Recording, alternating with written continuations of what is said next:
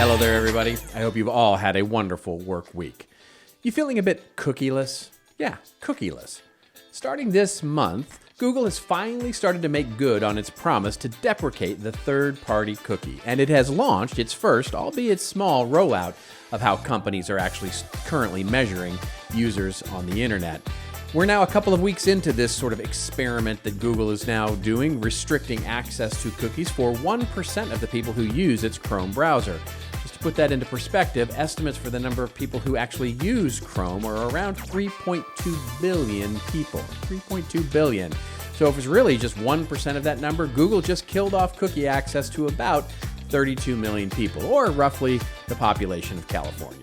Are we marketers ready for this? Is this the cookie apocalypse or cookie-geddon or doomsday dough? Maybe if we're in the UK, it's biscuit apocalypse? No, I'll stop now, I promise.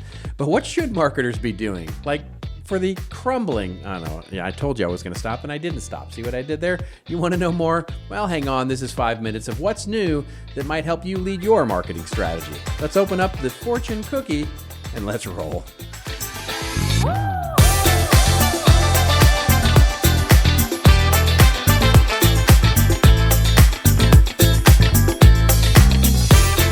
Hello everybody, Robert Rose here with What's New in Marketing. It is about what's new, but most importantly, it's what's important, or what we think may be important for you to become a better marketer.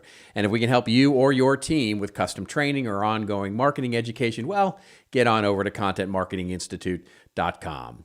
So Google has finally made good on its promise as we enter 2024 and begun to make substantive changes to deprecating the cookie as a means of tracking individuals and displaying content and advertising to them based on attributes that the cookie tracks. Now, before we jump in here, just a really very quick basic 101. What is a cookie? Well, a cookie is actually a small file that contains data about you, or more specifically about the device that you're using to browse the internet. Now that you're identified uniquely, while other cookies can be set to inform sites about what you've seen, what you've searched for, what products you've looked at, all of those kinds of things. Now, of course, some of those cookies are helpful, helping you stay logged into sites, for example, or personalizing the content on a particular site for you, or remembering your preferences once you log into a site. But that gets to what we're really talking about here, which are first-party cookies versus third-party cookies.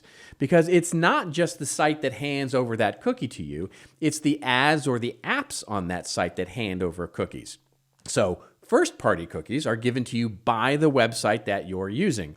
Third-party cookies, on the other hand, are set when you see an ad or some other piece of content that might be served completely separately from the website that you're on.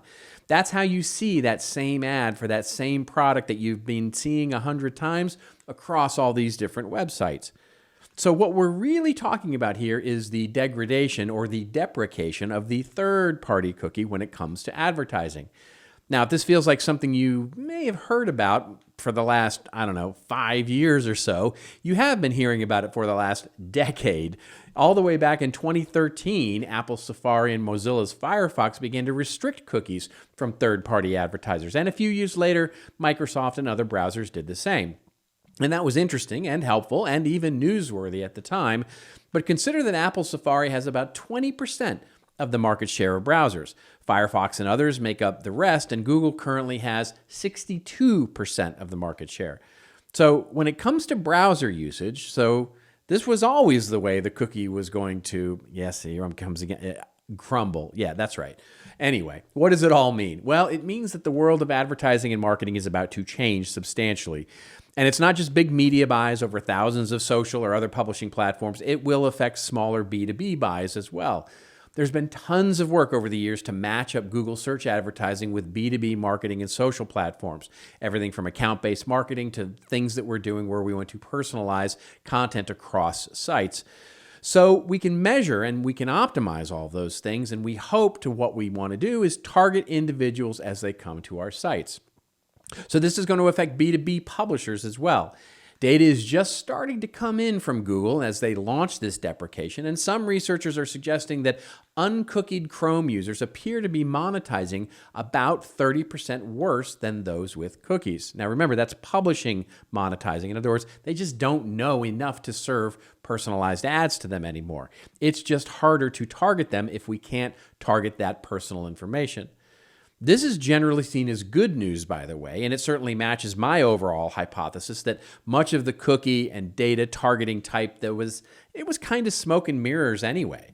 My own feelings about constantly getting targeted with ads for stuff that I've either already purchased or searched for and decided not to purchase, well, it's a big part of that. You know, that thing that you bought for your wife and now you continually get ads for it even though you've already purchased it. Yeah, that's cookie and third-party cookie at work. Anyway, the more important takeaway here is that it's a tangible sign that marketers, and especially B2B marketers, must get more active and deliberate about their acquisition, their use, and measurement of first-party data. This is going to be increasingly important and an increasingly important opportunity to know more about our customers, be able to deliver better, establish deeper relationships, deliver targeted content, and ultimately service those customers in a more competitive way than other platforms that will no doubt be vying for their attention. In other words, if we think about it, marketers will and should care much more about the deprecation of the third-party cookie than will consumers of that. In other words, if I ask my friends that aren't in the business of marketing about the third-party cookie, they not only don't have any idea that they had the ability to opt out of it for years, they don't really care all that much. As Google and others make it much more of an opt-in process, they won't care either. They'll just think the web got a little less creepy and won't know or actually care why. But if our response as marketers is similar to the ham-fisted way and clumsy way that we've been handling the customer privacy, sticking big old pop-ups in front of their face and making them click their heels 4 times to get back to Kansas, well, guess what? We shouldn't be surprised if our customers start blaming us for the cookie deprecation, the cookies being, here we go again, overbaked. Anyway, how we handle the acquisition of customer data, their privacy, and stewardship of their data is not a legal problem anymore. It is not a technology problem anymore, and it won't be solved by making it harder for our customers to get personal and relevant digital experiences. We need to lean into our content strategy and how it builds in experiences that our audiences want to give us information that we need in order to deliver more value to them. Need help with that? Well, check out our content strategy training and workshop and let's talk. We'll bring the cookies. And that's a few minutes of what's new in marketing that you need to know. And remember, it's your story to tell. Take a big bite of your cookie. It's badder than you think. I don't know. Anyway, it's your story. Make sure to tell it well. I'll see you next week.